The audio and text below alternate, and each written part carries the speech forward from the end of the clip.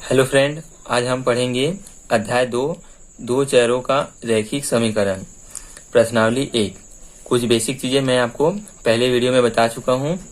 तो चलिए आज शुरू करते हैं हम प्रश्नावली 1 का क्वेश्चन सॉल्व करना।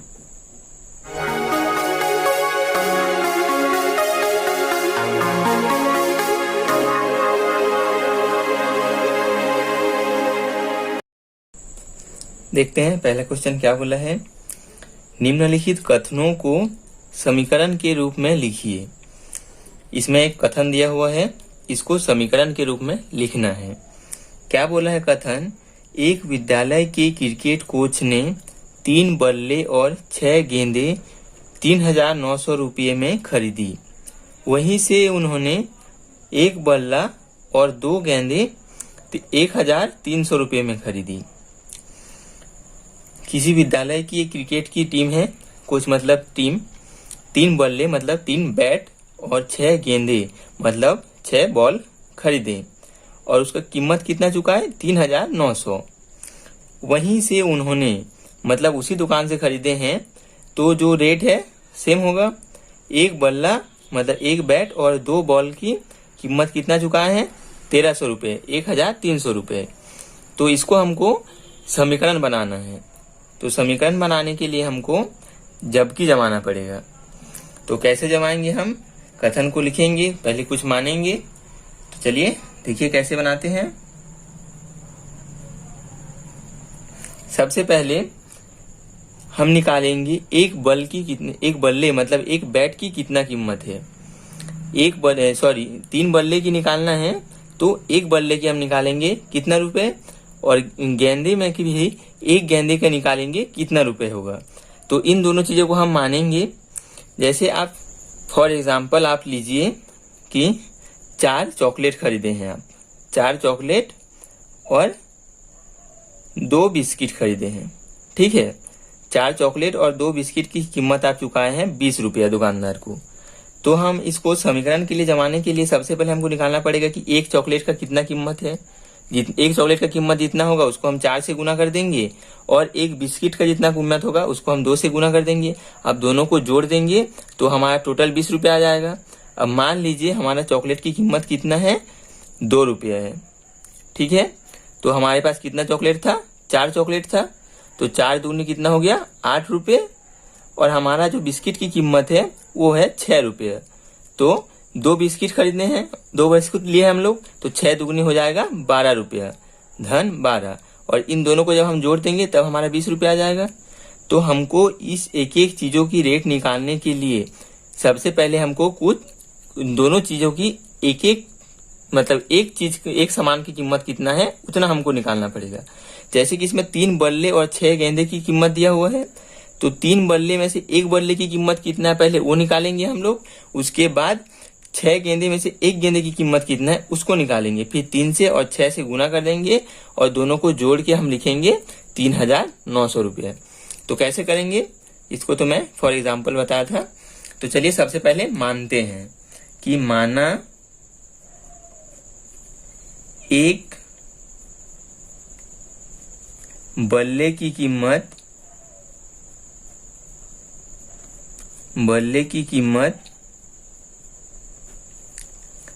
X रुपए है।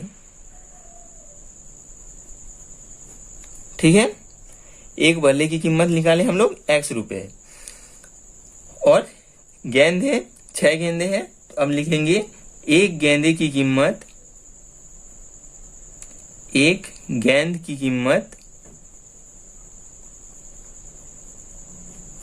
Y रुपए। ठीक है, दोनों सामान का अलग अलग रेट होगा, तो दोनों को हम अलग अलग रेट, एक को माने X दूसरे को माने Y। अब क्या बोला है, हम इस लाइन को छोड़ देते हैं, हम पहले लाइन को सबसे पहले पढ़ते हैं। 3 बल्ले और 6 गेंदे खरीदे हैं और उसका रेट कितना है? 3,900। तो अब हम क्या लिखेंगे? तो 3 बल्ले की कीमत कितना होगा? 1 बल्ले की जब X रुपया है तो 3 बल्ले के कितना होगा? 3x रुपये। कैसे आया? अगर एक चॉकलेट की कीमत 2 रुपया है तो 4 चॉकलेट की कीमत कितना होगा, 8 रुपया। क्या किया हम, 2 को 4 से गुना कर दिए हैं। सेम यहाँ पर भी एक बल्ले की कीमत कितना है, x रुपए, तो फिर 3 बल्ले की क्या होगा, 3x, 3 को x से गुना कर दिए हैं। ठीक है। अब दूसरा निकालेंगे हम 6 गेंदे की कीमत। 6 गेंदे की कीमत क्या होगा, 6 गेंद है, एक गेंद की y रुपया है, तो 6 गेंदे की होगा 6y रुपये। ठीक है, 6 को y से गुना कर दिए। अब हम इसमें समीकरण बनाएंगे। समीकरण क्या बनाएंगे, इसमें बोला है 3 बल्ले और 6 गेंदे को 3,900 रुपये में खरीदे, मतलब 3,900 रुपये है 3 बल्ले और 6 गेंदों की कीमत। तो अब हम निकाले हैं 3 बल्ले की कीमत कितना निकाल लिए हैं, 3x। 3 बल्ले की कीमत हम निकाल लिए हैं 3x, और 6 गेंदे की कीमत कितना निकाले हैं, 6y। दोनों को जोड़ देंगे तो हमको क्या प्राप्त होगा, 3,900। ठीक है, ये हो गया हमारा पहला समीकरण। हमको बस समीकरण बनाना है, बल्ले की कीमत और गेंद की कीमत नहीं निकालना है। तो इसको हम आगे पढ़ेंगे, नेक्स्ट क्वेश्चन में, आगे के क्वेश्चन में है कैसे निकालेंगे, तो उसको हम बाद में सीखेंगे। सबसे पहले हम समीकरण बनाना सीखते हैं। तो यहाँ तक आपको समझ में आया। कोई भी चीजों की अगर कीमत की बात होगी, सबसे पहले हम एक सामान की कीमत निकालेंगे, उसको जितना सामान बोला रहेगा उससे हम उसको गुना कर देंगे।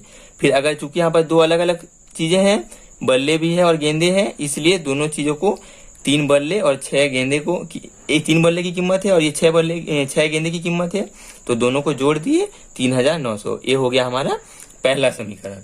अब चलते हैं हम दूसरे समीकरण में। दूसरा समीकरण क्या होगा, वहीं से उन्होंने 1 बल्ला और 2 गेंदे खरीदे हैं 1,300 रुपये में। ठीक है, अब लिखेंगे, अब क्या लिखेंगे, 1 बल्ला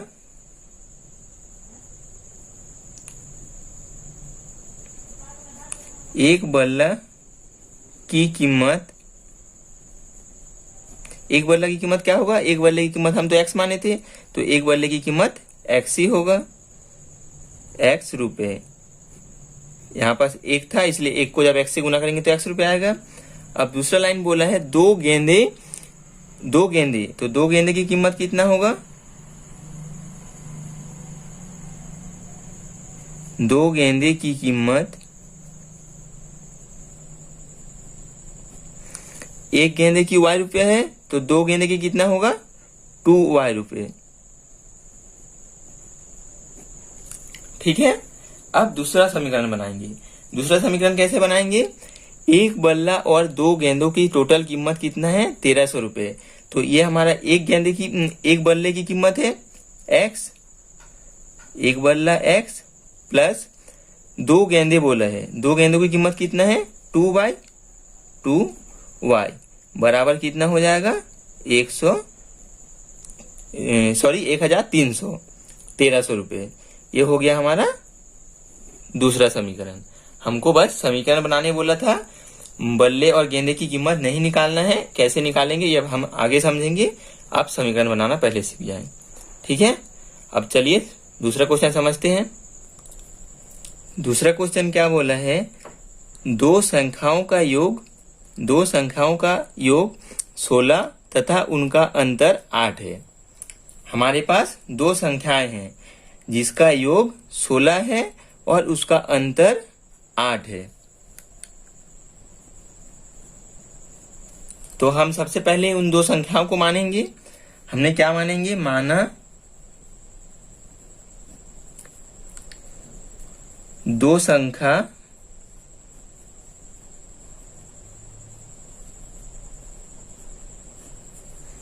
माना वह 2 संख्या लिख लेते हैं, माना वह 2 संख्या x तथा y है। ठीक है, ये हमने मान लिए हैं कि वो जो 2 संख्या है, 2 संख्याओं का योग बोला है, तो 2 संख्या जो है x और y है। तो क्या बोला, 2 संख्याओं का योग 16 है, मतलब 2 संख्या x और y अगर है तो x प्लस वाई क्या होगा हमारा 16।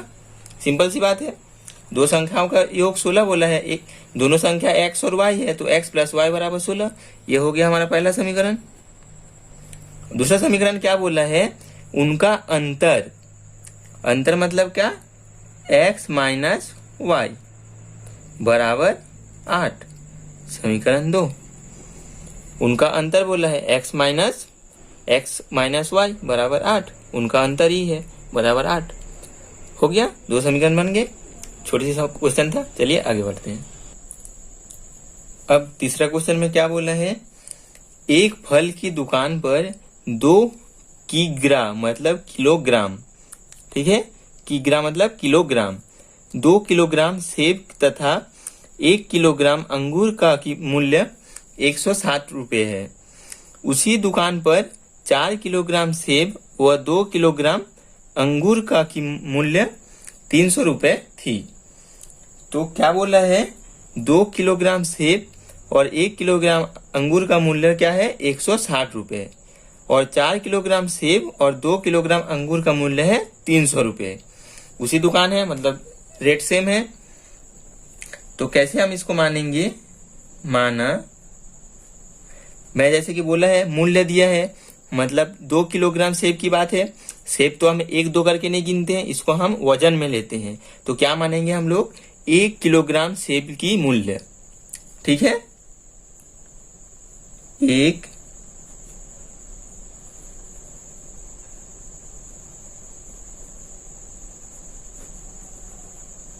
किग्रा को हम ऐसे लिखेंगे किलोग्राम, 1 किलोग्राम सेब की मूल्य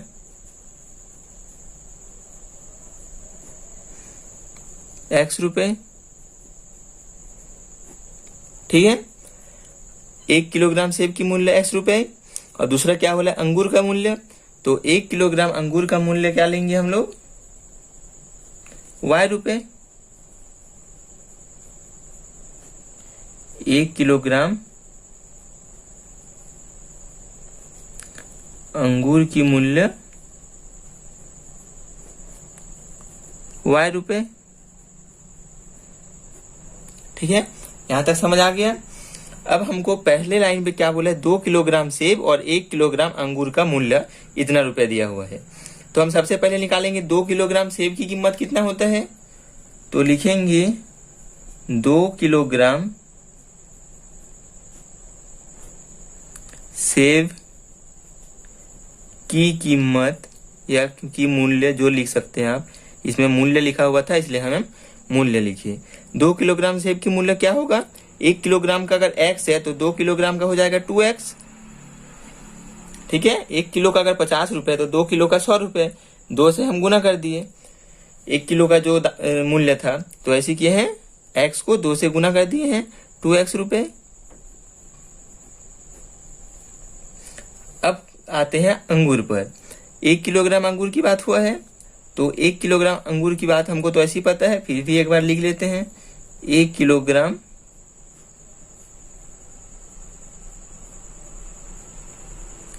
अंगूर की मूल्य y रुपए। यहाँ पास हम 1 किलोग्राम की बात हुआ है इसलिए y को जब 1 से गुना करेंगे तो y ही आएगा, y रुपए। अब बनाते हैं हम समीकरण।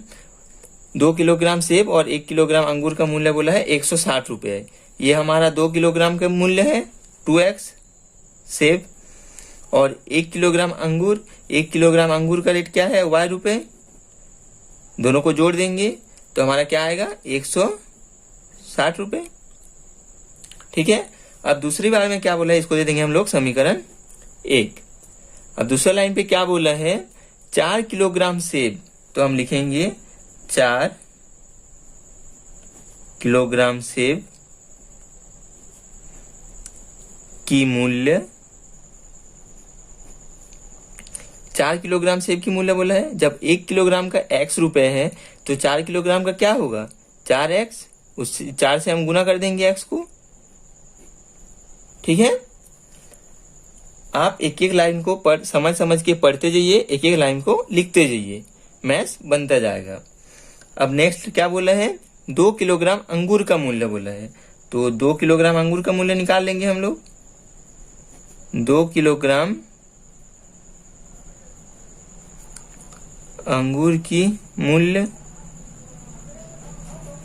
कितना होगा? अब 1 किलोग्राम का y रुपया है, तो 2 किलोग्राम का कितना होगा? 2y। ठीक है, अब हमारा समीकरण क्या बनेगा? 4x प्लस 2y बराबर 300। कैसे आया? ऊपर से आपको नहीं दिखेगा। 4 किलोग्राम सेब और 2 किलोग्राम अंगूर का मूल्य कितना बोला था? 300 रुपए। तो ये है हमारा 4 किलोग्राम सेब की मूल्य और 2 किलोग्राम अंगूर की मूल्य। तो दोनों को हम लोग जोड़ दिए, तो हमारा आ गया 300 रुपए। ये हो जाएगा हमारा समीकरण 2। यही समीकरण हमको बनाना था। चलिए बढ़ते हैं नेक्स्ट क्वेश्चन में। चौथा क्वेश्चन ध्यान से समझिए, इंपॉर्टेंट क्वेश्चन है। इंपॉर्टेंट क्वेश्चन है, ध्यान से समझिए। क्या बोला है? नरेश ने अपनी पुत्री से कहा कि 7 साल पहले मेरी आयु तुम्हारी आयु से 7 गुनी थी और अब से 3 साल बाद मेरी आयु तुम्हारे आयु की 3 गुनी हो जाएगी। ठीक है, क्वेश्चन को ध्यान से समझिए, इंपॉर्टेंट क्वेश्चन है। थोड़ा थोड़ा बनाते जाएंगे, थोड़ा थोड़ा समझते जाएंगे। अब हम इसमें सोचते हैं कि मानेंगे क्या। नरेश की पुत्री की 7 साल पहले की आयु दिया हुआ है। 7 साल पहले की आयु उसकी पुत्री की आयु की 7 गुना थी। अब 3 साल बाद की आयु दिया हुआ है। 3 साल बाद मेरी जो आयु होगी वो तुम्हारी आयु की 3 गुनी हो जाएगी। ठीक है, तो हम मानेंगे क्या? उसका जो वर्तमान आयु है, हम उस वर्तमान आयु को मानेंगे। ठीक है, नरेश की माना नरेश की वर्तमान आयु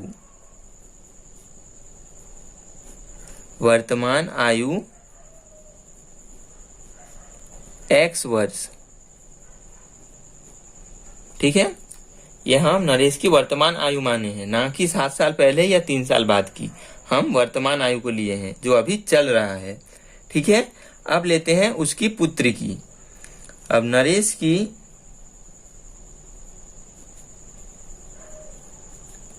पुत्री की वर्तमान आयु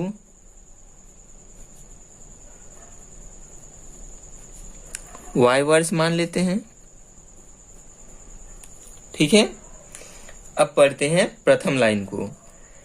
नरेश ने अपनी पुत्री से कहा 7 साल पहले की बात है। 7 साल पहले मेरी आयु तुम्हारे आयु की 7 गुनी थी। तो हम क्या करेंगे? 7 साल पहले चले जाएंगे, मतलब जो वर्तमान आयु चल रहा है उसमें से हम 7 घटा देंगे। तो 7 साल पहले नरेश की आयु कितनी हो जाएगी? 7 साल पहले नरेश की आयु कितनी हो जाएगी? x माइनस 7 वर्ष। ठीक है, क्योंकि हम 7 साल पीछे चले गए हैं। अब 7 साल पहले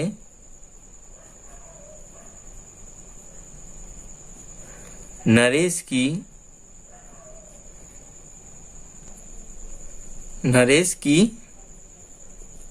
पुत्री की आयु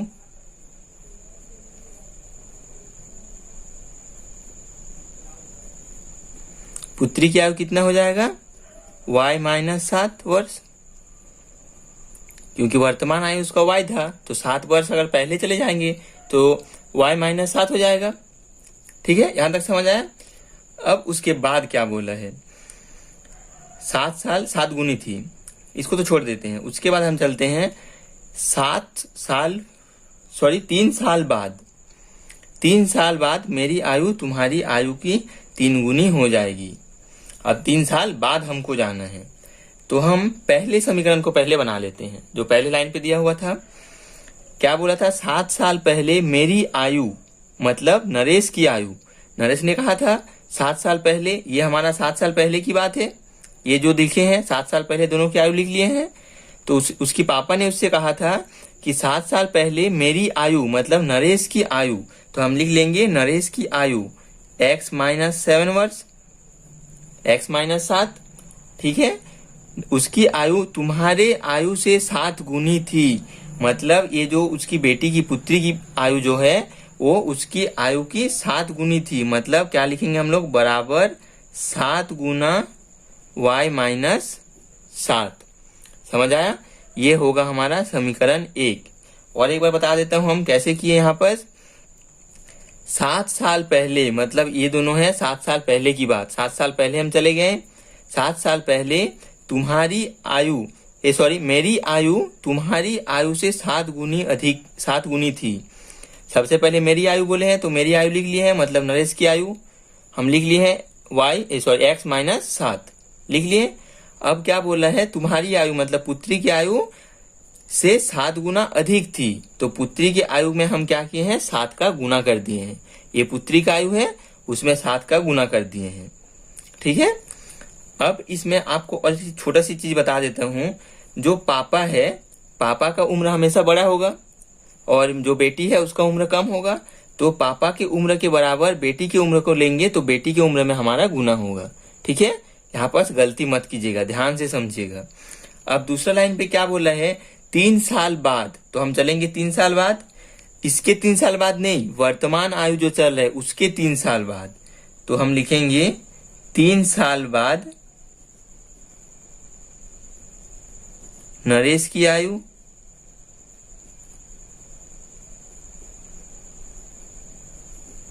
क्या हो जाएगा, वर्तमान आयु अगर x है तो 3 साल बाद क्या हो जाएगा, x + 3 हो जाएगा वर्ष। और उसकी बेटी की आयु हो जाएगा 3 साल बाद नरेश की,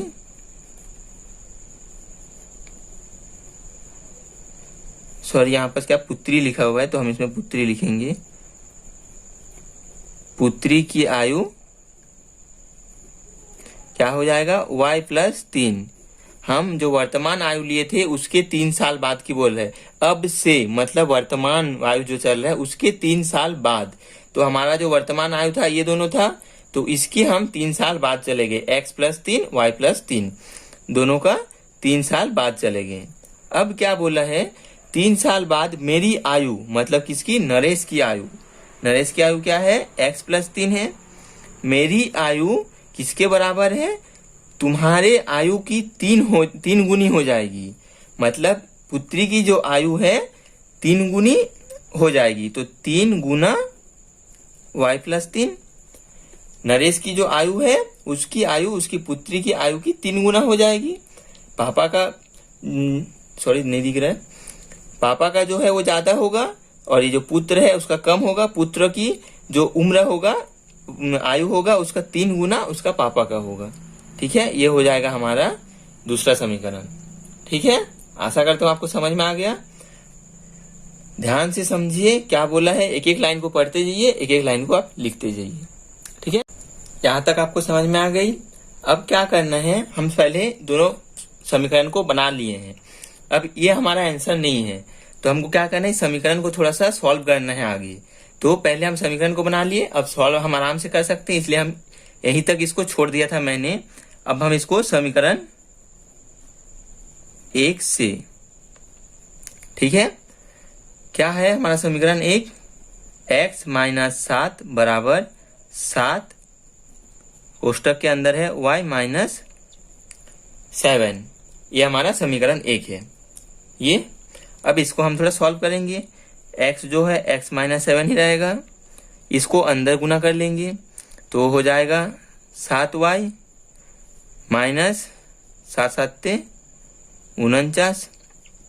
ठीक है, अब हम पूरे पद को बाएं तरफ ला लेते हैं।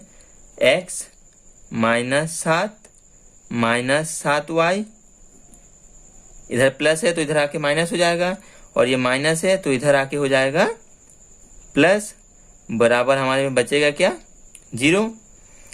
अब x माइनस 7y इसको पहले लिख लिए। अब ये 7 और 49 ये धनात्मक है, ये ऋणात्मक है तो घटेगा, तो हमारे पास क्या बचेगा 9 में से अगर 7 घट गया तो धन 42,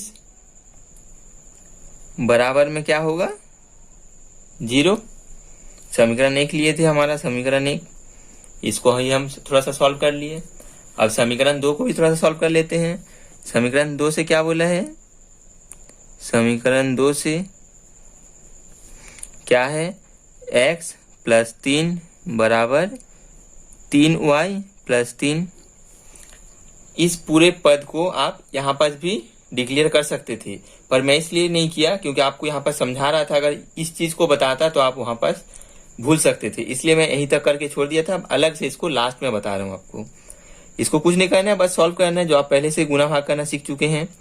तो इसमें क्या होगा x प्लस 3 बराबर 3 को अंदर गुना कर दीजिए, 3y प्लस 3 तिया 9, पूरे को इधर ला लीजिए, x plus 3 minus 3y minus 9, दोनों धनात्मक था, दोनों आके इधर ऋणात्मक हो गया, बराबर 0, कुछ नहीं बचा मतलब 0 है इसके उस पार। अब x माइनस 3y ये धनात्मक है, ऋणात्मक है तो घट जाएगा, तो क्या आएगा ऋण 6 बराबर 0। ये हो जाएगा हमारा समीकरण 2। ठीक है, ये दोनों हमारा आंसर है। चलिए बढ़ते हैं नेक्स्ट क्वेश्चन में। एक व्यक्ति घर से कार्यालय तक जाने के लिए 90 किलोमीटर दूरी तय करता है। इसके लिए वह ट्रेन और टैक्सी का उपयोग करता है।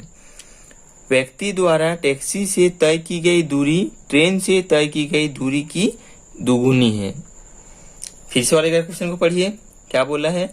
एक व्यक्ति घर से कार्यालय तक जाने के लिए 90 किमी दूरी तय करता है।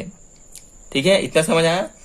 मानिए ये किसी व्यक्ति का घर है, ठीक है, और ये है उसकी कार्यालय।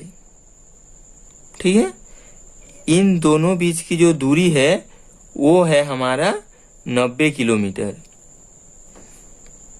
ये कार्यालय है और ये घर है,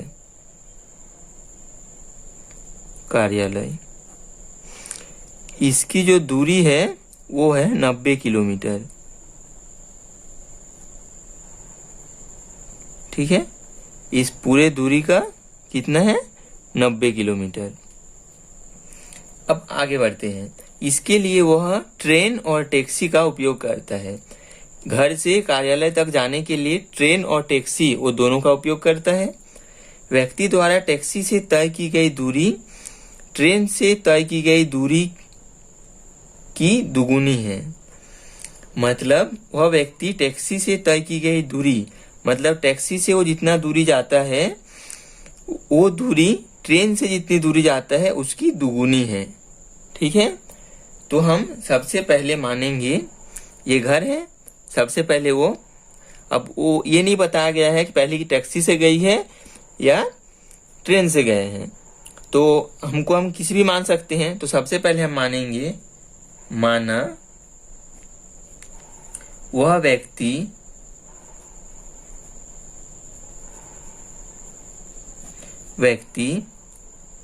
टैक्सी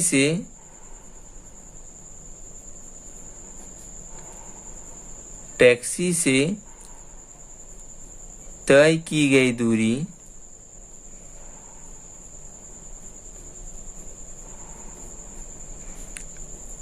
x किमी है।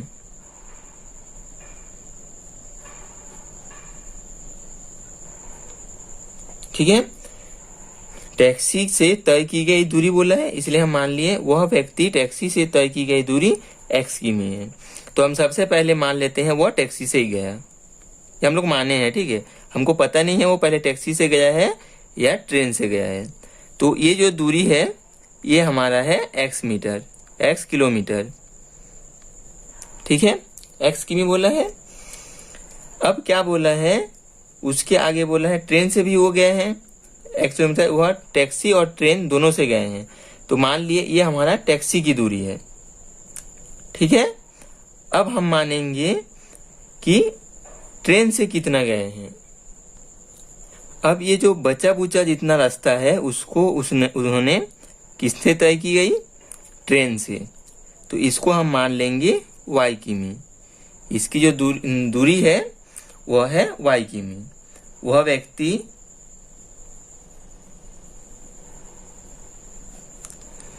ट्रेन से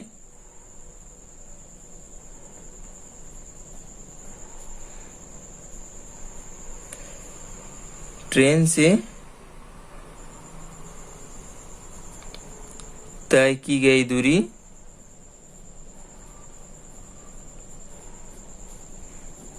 y किमी है।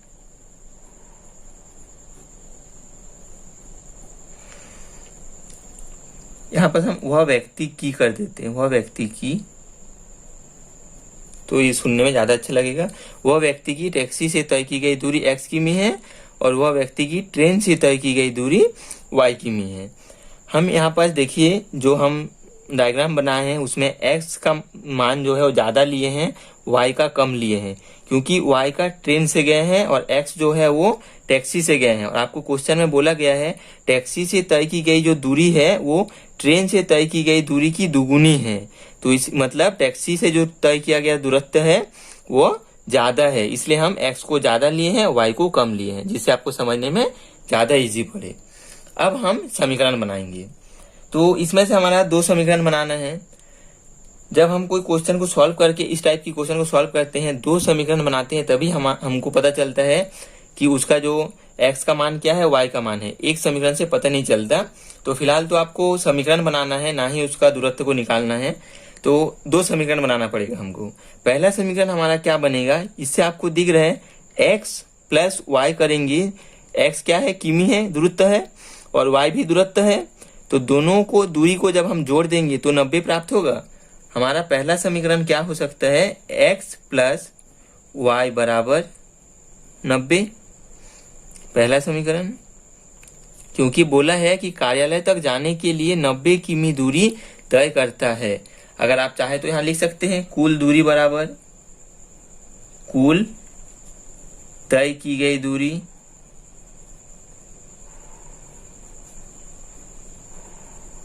इसको लिख के भी आप इसको लिख सकते हो। तय की दूरी x प्लस वाई है, x प्लस वाई बराबर 90 किमी। किमी बोला है तो हम इसमें किमी नहीं लिखेंगे, तो x प्लस वाई बराबर 90, ठीक है। अब हमको बनाना है दूसरा समीकरण के लिए हम क्या पढ़ेंगे, दूसरी लाइन को पढ़ते हैं। व्यक्ति द्वारा टैक्सी से तय की गई दूरी, ठीक है। टैक्सी से तय की गई दूरी बोला है, तो टैक्सी से तय की गई दूरी कितना है, x किमी है। तो हम लिखेंगे, ये तो हम लिख लिए हैं पहले ही, टैक्सी से तय की गई दूरी x है और ट्रेन से तय की गई दूरी y है। तो हम सीधा ये लिखेंगे,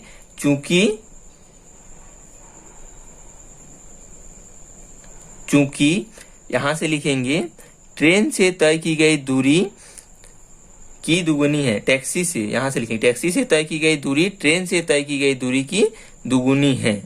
इस लाइन को हम पहले उतार लेते हैं, चूंकि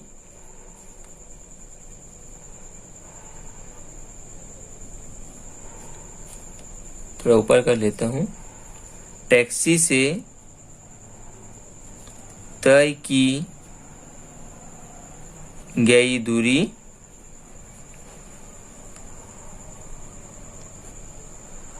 ट्रेन से तय की गई दूरी की दुगुनी है, ठीक है। इस लाइन को अच्छे से समझिए। टैक्सी से तय की गई दूरी कितना है हमारा, x किमी। तो लिख लेंगे x किसकी दुगुनी है, ट्रेन से जो तय किए गए दूरी है उसकी दुगुनी है, मतलब x बराबर आएगा 2y। टैक्सी की तय की गई दूरी x है और जो हमारा ट्रेन से तय की गई दूरी उसकी दुगुनी बोला है, तो इसलिए हम ट्रेन से जो दूरत्व तय किए हैं y किमी, उसको हम 2 से गुना कर लिए हैं। ये हो गया हमारा दूसरा समीकरण। दोस्तों ये हमारा पहला जो क्वेश्चन था, पहले का 5 क्वेश्चन था, पांचों क्वेश्चन को हम सॉल्व कर लिए हैं। अब नेक्स्ट वीडियो में हम सॉल्व करेंगे इसका दूसरा क्वेश्चन। समीकरण को हल करके x और y का मान निकालेंगे। ये जो x y हम मान रहे थे, अब नेक्स्ट है हमारा x y का मान कैसे ज्ञात करेंगे। ठीक है, तो आज का वीडियो यहीं तक।